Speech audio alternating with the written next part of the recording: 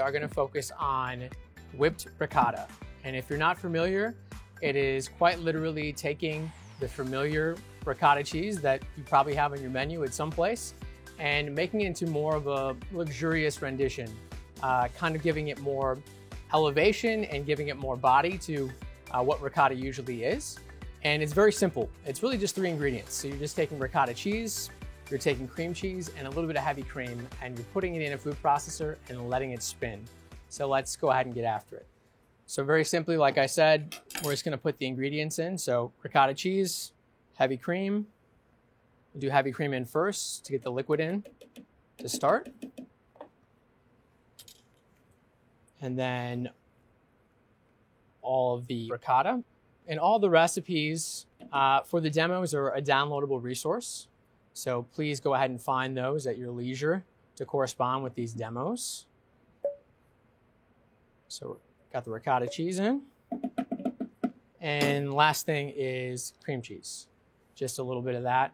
And having it at room temperature will help speed the process along a little bit. A couple of minutes have elapsed.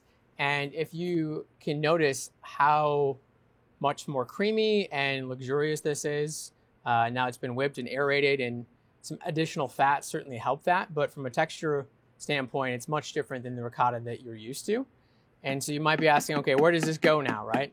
And there's a lot of different ways you can multi-purpose ricotta cheese. So you can swap out what you're using ricotta for in its simple form for this in a lot of ways. So whether it's layering through lasagna, whether it's as an ingredient on top of a pizza, a spread on a sandwich, or just as a kind of snack component, kind of what we'll plate up here. So more of a shareable plate is what we'll get into for this format.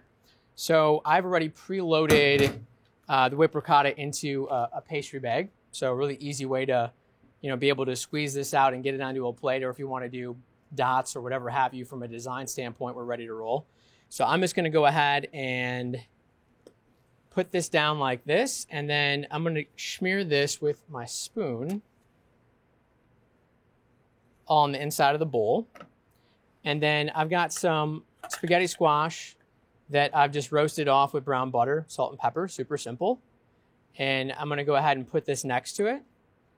And the whole purpose of this, again, is to share more of a shared plate or a snack with the spaghetti squash. And then we've got some toasted baguette just for on the side. So as you can imagine, you'd be able to spoon down or spread this whipped ricotta on there, grab some of the brown butter and spaghetti squash.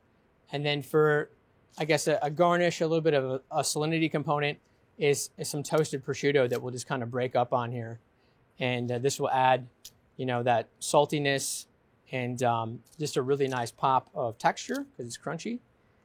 And then just to finish it off really simply, we're going to throw some microgreens on here. And this would be, a really, really simple executable dish, shareable. Whipped ricotta is great for to-go. There's a portable aspect too. So this is a real simple dish for you to put on your menu. But wait, there's more.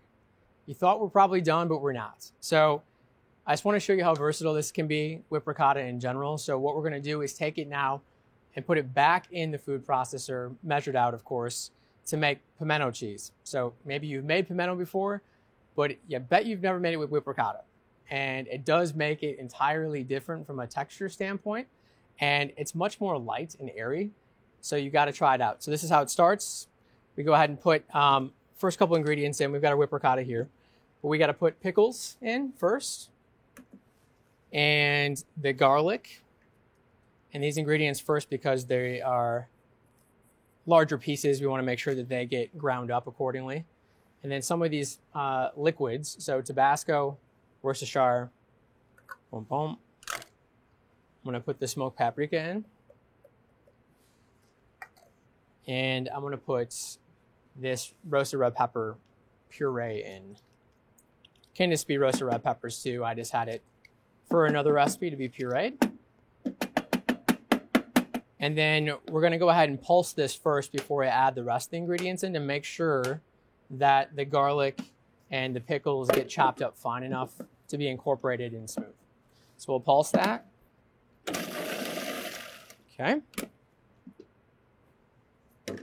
Now we're going to add our whipped ricotta.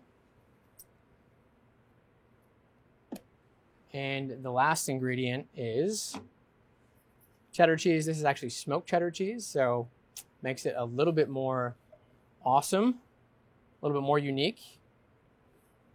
Whipped ricotta with smoked cheddar cheese. I bet you've never had that before.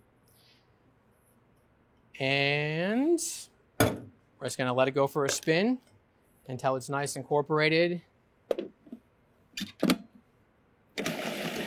So that's gonna be your pimento cheese. You can see that. Really nice vibrant orange color there. And I've already kind of loaded this up, and again, in a pastry bag. And I just want to show you just very simply, right? This would be a to-go, a portable snack you can put on your menu, really simple. You can load this up ahead of time. I've got this in a pastry bag, and I'm just going to pipe this out in here to fill it. And, you know, something that's super simple and comforting would be having this with, you know, just potato chips. So having this to go with chips, you know, it's perfect match there. And that's just really two simple ingredients to put together. And then we're actually going to use this pimento cheese for a recipe in our pasta demo.